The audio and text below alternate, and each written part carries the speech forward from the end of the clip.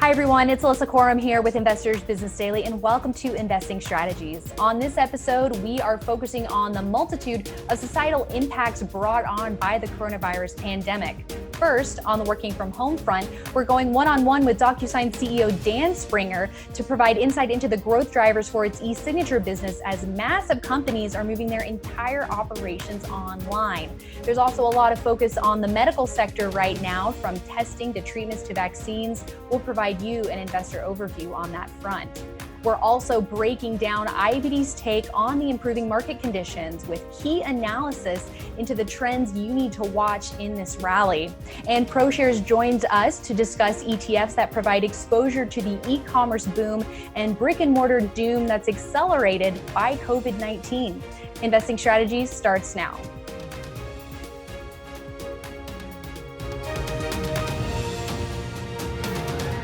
With many employees across the country now required to work from home, businesses of all sizes are now being forced to essentially move their entire operations online. And one company that's helping enable this digitization is DocuSign. And I'm joined now by DocuSign CEO Dan Springer. Thanks for joining me today, Dan. Thanks for having me. All right, so let's start off with what's a really hot topic right now, and that is data security. Data breaches are nothing new, but now with this surge of companies having to do remote working for all of their employees, I think there's heightened scrutiny right now on companies and how they're protecting data. So what does DocuSign's platform offer on the data security front? And what are you doing now to address perhaps additional concerns that you're receiving from your clients with the onset of coronavirus and all the working from home you're seeing? Yeah, as you said, it's a really big topic. And of course, for DocuSign, we consider ourselves a trust brand because companies and individuals trust us with their most important data, those that are in their private agreements. So it's always been a big focus for us. In fact, last year, we made a sort of a redoubling of our efforts, not because we expected there would be a pandemic, of course, but just because we saw our customers continuing to push us to say they want to take it to the next level. And we brought in Emily Heath, who'd been the chief security officer at United Airlines, and asked her to come in and really try to take us to that next level. And the big things that we've done are the traditional hardening you would expect of systems, but also thinking about processes end to end to ensure we're being really careful with the data set there. And I think one of the things I would tell you that is important for our customers increasingly is not only understanding the security of their data, but in terms of things like disaster recovery and sort of these phenomena that we are now seeing play out where people are working from home. They wanted to know that DocuSign had the procedures in place so we could have all 4,000 of our employees working from home, onboarding new employees. Today, we actually onboarded 72 new employees at DocuSign, and doing that in a secure process way so that they get their laptops, they get their passwords, and they can join our networks without creating any risk in our secure processes. I think you're right, this is going to be a continued focus area for a lot of companies. Right, and when it comes to things like onboarding new employees, clearly the e-signature component is very key. But when you take a step back and look at DocuSign's business, what areas other than e-signature do you expect to have an impact on the company's growth throughout this year? Well, I think you're right. E-signature, and particularly with what's been happening right now, more and more people working from home, they want to have those core processes like e-signature to help them drive their business while their employees are in a remote environment. But we're seeing the broader long-term opportunity is what we call the Agreement Cloud. And the DocuSign Agreement Cloud is really feedback that we got from our customers that they loved what we did in e-signature, but their overall system of agreements started earlier at the creation of agreements, and then went past the signing and the routing and the identity and all the wonderful things we've always done for them to the ongoing management of those agreements once they've been signed.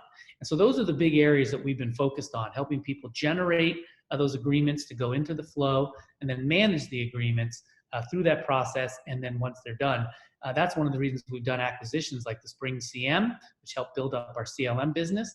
And of course, we just announced Seal, fantastic acquisition to bring artificial intelligence to help people manage those agreements that really run their business for them in a more insightful and smart contract way. So when it comes to the digitization of agreements, what inning do you think that we're in terms of this being the go-to way for all sorts of companies of all sizes and industries really embracing this concept? And what do you think makes DocuSign stand out in the competitive landscape to offer these capabilities? Yeah. Well, so in terms of the innings analogy, we say we're in the very early innings, right? Maybe, kind of second inning in this overall opportunity for Agreement Cloud. And a lot of that has to do with the fact that when we even look at the signature business, we think that's still fairly early. When we talk about competitive sets, when we think about e-signature, we talk about the fact that we compete with paper. We compete with paper and manual processes, right? There are other people who have e-signature offering, but even the next player in the space, we're 6 or 7 times their size. So dramatic market share lead, and we're taking share. So we look at that business and say, wow, we have a really strong position. But we think from a total addressable market, we're about $1 billion of revenue. The vast bulk of that, of course, is e-signature. And we see that the TAM is $25 billion and growing. So that's only, on the 4% penetration if you look at that globally today. So from that standpoint, I think it's very early innings. And then what sort of, I think, is going to separate us from other players is the signature. I mentioned we have that big lead. If you look across that Agreement Cloud that I was describing, generating agreements through the signing and the managing, there really aren't other players of any significant scale similar to ours. So we think we have a large leadership position from that standpoint, and we think we're really building the products and services that are going to allow us to continue to be the leader in the space. So when it comes to looking at the current business environment, on the one hand, we do have companies that are utilizing digital contracts and e-signature more, but on the other hand, we have this economic slowdown. So perhaps businesses might be signing less agreements. How do you kind of balance that push and pull perhaps that we're seeing right now in the business landscape? Yeah, I think you hit the two big drivers, and the tricky question is which one's going to be bigger. In the short run, I think we feel confident that there's so much increased demand for people working from home, as you said, that that'll be a strong tailwind for us. The harder question is what's the economic impact from a macro standpoint going to be, and how is that going to have an impact on employment, as it's going to have an impact on the volume of business transactions, as you said. My view, again, I'm economist by academic training, but not a practicing economist. My view is that we will see, not this is new news for your viewers, economic slowdown in the second half of this year. My perspective is the long-term move towards digital and the very high return on investment that our clients get when they use DocuSign, that will be stronger and overcome that macroeconomic challenge. But we don't want to minimize that macroeconomic challenge. And we do believe that many of the customers we have almost 600,000 customers, from the very large to the very small. We believe many of them will be impacted, to some extent by this, and it will therefore have some impact for us as well. Well, we know that DocuSign has a strong track record of very compelling earnings and sales growth, and the stock has held up incredibly well in the face of all the volatility that we've been seeing. So thank you so much, Dan, for taking the time to explain all of the ins and outs of DocuSign to us today. We really appreciate it. Well, it's great to be here, and I'm glad you had me here. Thanks. And coming up after the break, we'll be providing you an investor overview of what we're seeing right now in the medical sector, from testing to treatments to vaccines. We'll be right back. MarketSmith will give you a huge edge in the stock market. Better stocks, bigger profits. MarketSmith is the top research platform for IBD. It's just the best tool for individual stock selection. Everything within MarketSmith is designed to bring those best stocks to the surface. It does a lot of the work for you of filtering down to the potential leaders. It's when you take the training wheels off and you're ready to invest on a more professional level. MarketSmith will help you take control of your investment life. If you want to get serious about investing, start your membership today.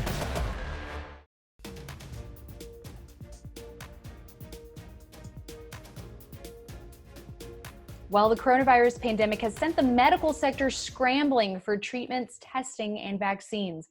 And joining us now to break down the latest developments in this space is Allison Gatlin. She's tech reporter at Investors Business Daily. Thanks for joining me today, Allison. Absolutely, Alyssa. Thanks for inviting me. All right. So Obviously, coronavirus taking center stage here, and eyes are all focused on the medical sector and what we can do to start getting our lives back to normal. So what stands out to you the most in terms of what we're seeing right now in the medical sector? What I find most interesting about the medical sector now is that companies are teaming up, they're partnering, and they're really accelerating what they have in their pipelines already to come up with a treatment or a vaccine. So, we have the FDA kind of getting behind this with new guidelines that can help companies expedite their testing. We have companies like Moderna, companies like Johnson & Johnson that are advancing vaccines quite rapidly. Within a span of, I believe it was 63 days for Moderna, they received the sequence of the they received the sequence of the virus, and they were able to translate that into a potential vaccine and start dosing humans within 63 days.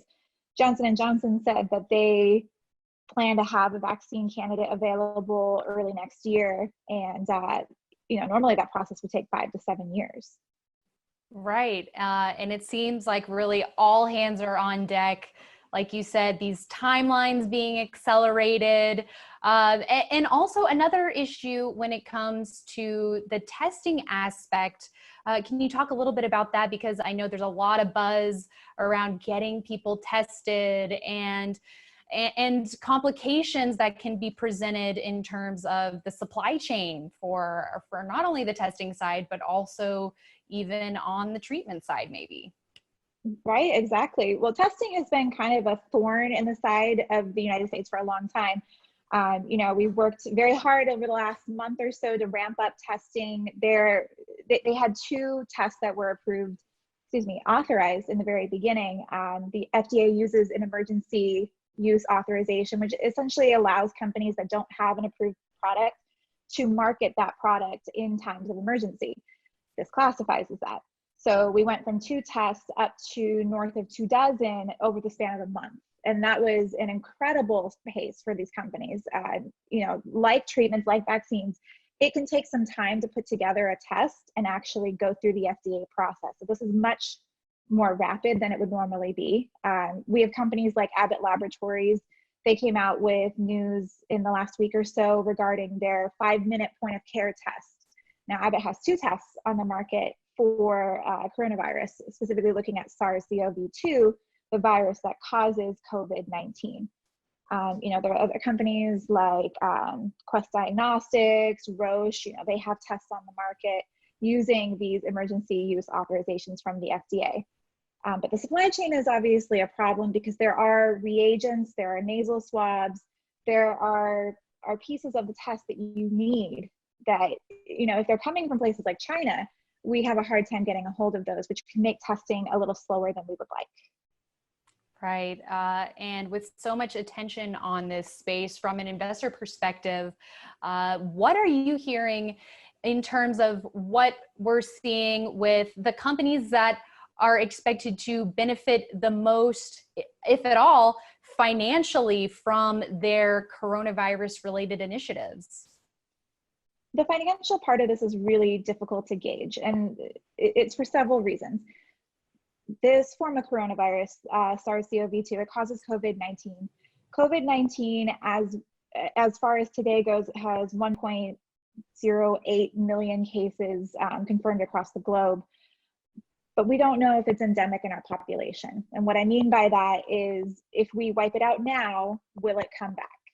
Is it something that eventually becomes like a cold or a flu that seasonally we experience this, it crops up at times, and we have to take care of it then? If it becomes endemic in our population, we could see some companies benefit. Companies that come up with vaccines, companies that come up with treatments could benefit financially because they would have a recurring population of patients for their products. The other question we have to answer is, does the virus mutate? Experts are kind of split on this, whether the virus does mutate, and if it does, will it happen rapidly or will it happen over the course of time? If a vaccine works now, will it work in the future? That's the biggest question that we have to answer. If the virus changes year after year, we have to look for ways to change that vaccine year after year. And that would be a money-making opportunity for those companies.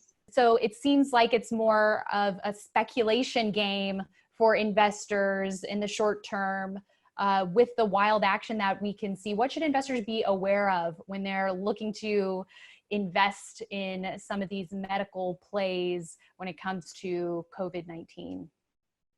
There's a lot of headline risk here. We're looking at companies like Gilead and Moderna. They come out with news, every few weeks or so. There are analyst reports. There's a lot of speculation. Will this drug work? Will this vaccine work? And, truth be told, we don't know at this point. A lot of these companies are going into earlier stage studies.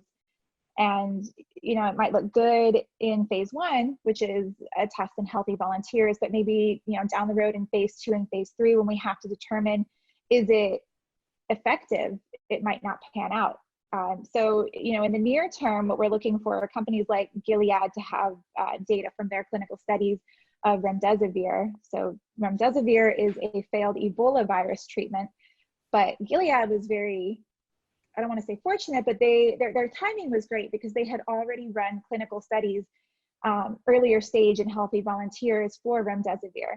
They were able to move the drug into phase 2 and phase 3 testing fairly quickly in COVID-19, or excuse me, in SARS-CoV-2. So they were able to run those studies very quickly. Right now, we're waiting on news from Gilead. Did this drug actually succeed? Was it effective in these patients who have moderate or severe symptoms of COVID-19? And if it's effective, to what degree? And that's what we're waiting on right now. Whether that study pans out, whether this drug actually works, could send Gilead skyrocketing or diving, because it's very volatile. Biotech tends to be very volatile anyway, but this news has everybody really on edge. And so what we're waiting for is, did this drug succeed? The same thing with Moderna. We're looking at this very quick time span that they were able to turn over their vaccine into an actual product for clinical testing. So now they've begun studies in healthy volunteers, which is phase 1. Well, phase 1 takes 12 to 18 months. So down the road, we're looking for Moderna to have news on whether that study actually succeeded. If it did, they could potentially, with the FDA's help, move this very quickly through clinical testing and through an expedited approval. But we're kind of in untreaded waters right now to understand where we need to be as far as coming up with a vaccine or a treatment for something that is a pandemic in our population. Yeah, well, there sure are a lot of moving parts here. And thank you so much for providing such a comprehensive overview of everything that's going on in the medical sector right now. And we definitely know you'll be sure to keep our audience up to date with all the latest developments. Thanks so much, Allison. Thank you, Alyssa. I appreciate it. And coming up next, we are getting technical and breaking down some key chart analysis. So stick with us.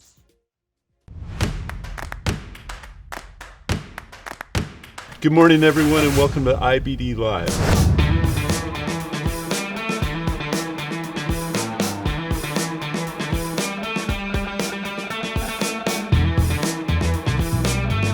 Okay, here we go.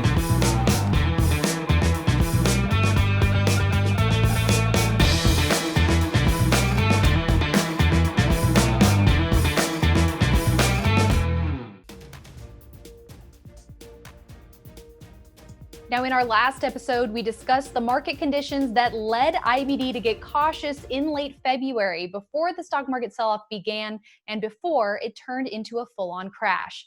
Today, we're going to walk you through the technicals that we always look at during market corrections that signal an improving investing environment, which we're now starting to see in this market that's in rally mode.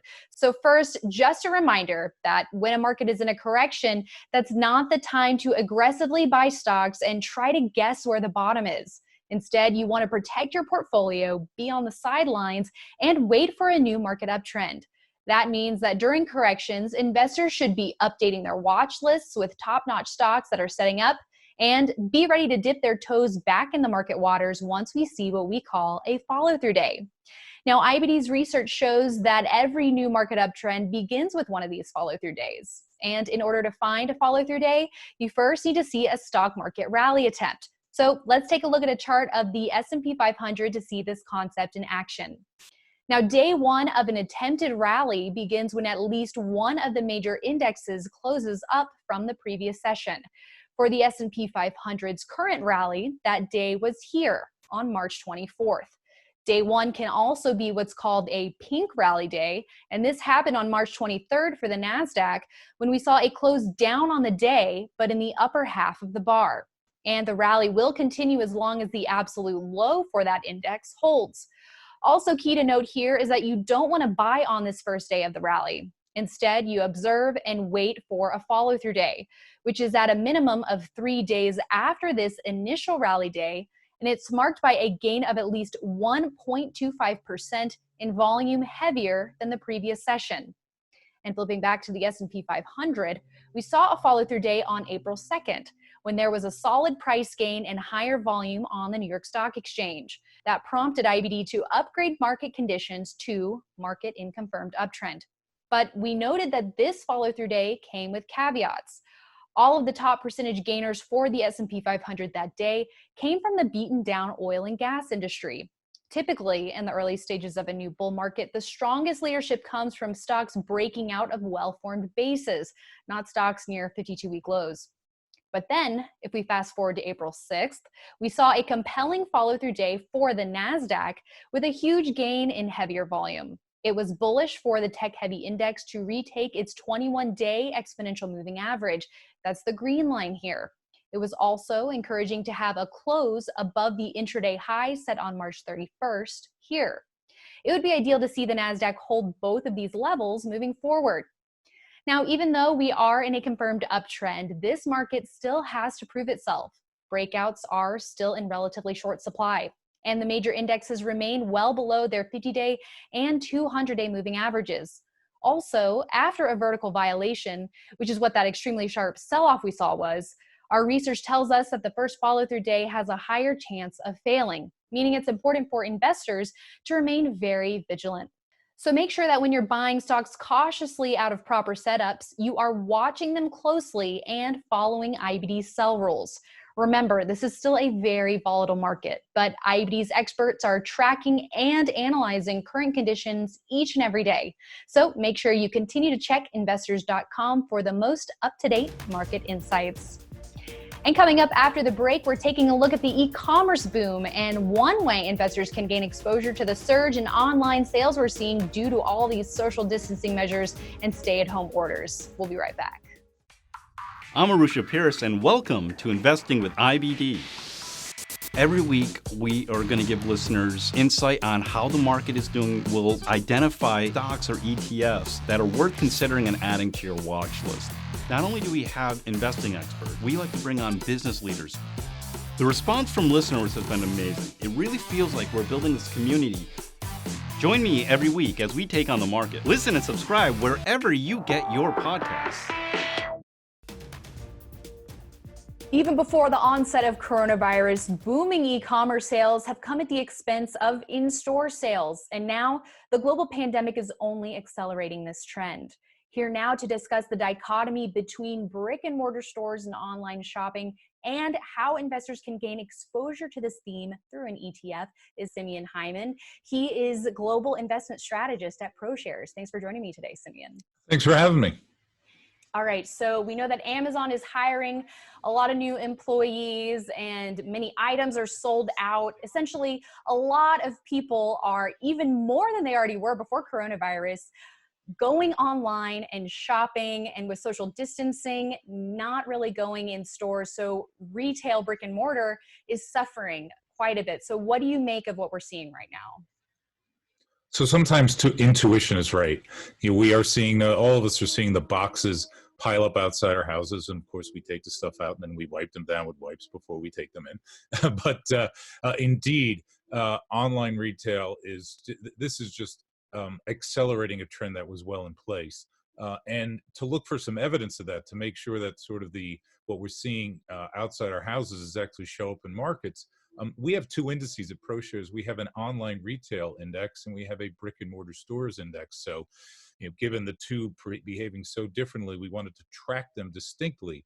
And it is indeed true. Since the market peak in the beginning of this sell-off in mid-February, the online retail store index is down a little less than 20%. So everything's going down. But that happens to be less than the broad market and even less than the tech sector. the brick and mortar sector is down more than double that, more than 40%. So the markets are reacting according to the way we are behaving. Brick and mortar is really, truly suffering in this drawdown even more than the online stores, which have picked up a lot of business. Right. I think the question now for many investors is, once coronavirus does eventually dissipate, are these new habits going to Amazon for every little thing going to stick? Or are we going, is e-commerce going to be able to keep up this clip with these new consumer habits that we're seeing? So I think for sure post-pandemic, there'll be some return to brick and mortar stores. And I think actually one of the pieces where intuition doesn't work is folks are perhaps not appreciative of how early in this transition, again, pandemic period aside, how early in this transition we are. So just prior to the pandemic period, only about 15% or so of retail sales were actually transacted online. So there's a long runway here. I think this may have accelerated the trend a little bit, but we're still really early. Projections had the share of sales going online to maybe 20 or 25% over the next several years.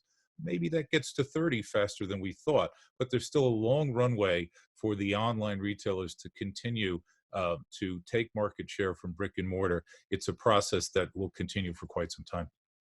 And in terms of gaining exposure to this theme in ETF format, explain to us a little bit the thesis behind the Clicks ETF at ProShares, because we do know, speaking of Amazon, that stock has been holding up very well compared to the overall market, and it does have an outsized weighting in this ETF. That's right. So I'll actually describe two of our ETFs.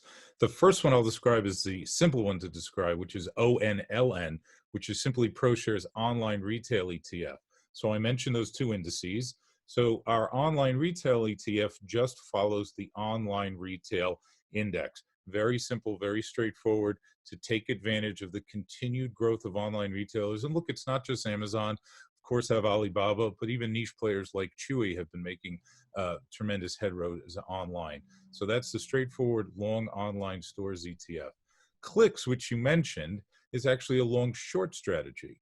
And Clicks is long 100 cents online retail, and it's short 50 cents of the dollar brick and mortar retail, so that you can take advantage of the outperformance of the online retailers, but also take advantage of that underperformance that we've seen, not just in the pandemic period, for a protracted period of time from brick and mortar retailers.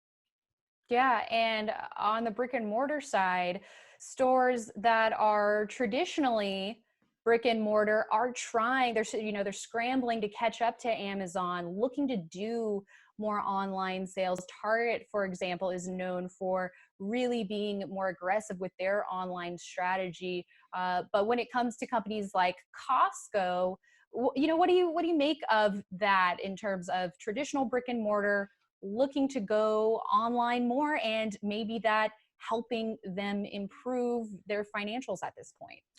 So this goes to specifically how we put these indices together to make sure that we put the most robust way to capture these trends. So the online index is modified market cap weighted. I mean, we know that economies of scale are tremendously important.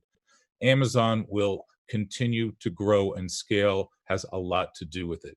But on the brick and mortar side, that index is actually equally weighted. And we equally weighted it particularly because of the questions you're asking. So across the legacy brick and mortar players, a few are going to get this right. A few are going to figure out some sort of omni-channel solution.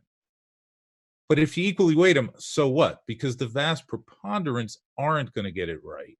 By the way, I could make an argument that even the folks that get it right will probably underperform Amazon and Alibaba and Chewy, but that's the more subtle thing. I could convince you of that in 15, 20 minutes.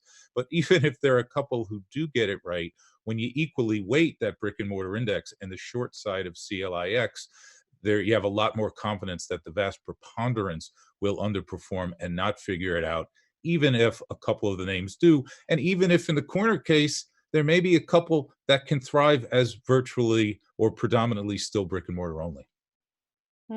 All right. Well, it's definitely a fascinating trend that we're seeing right now. And like you said, you only have to look outside your door to see this trend in reality, but we'll have to leave it there. Thanks so much, Simeon, for breaking this down for us. Thanks so much for having me. All right. And that wraps it up for this month's show. Thanks so much for joining us, everyone. Until next time, I'm Alissa Coram.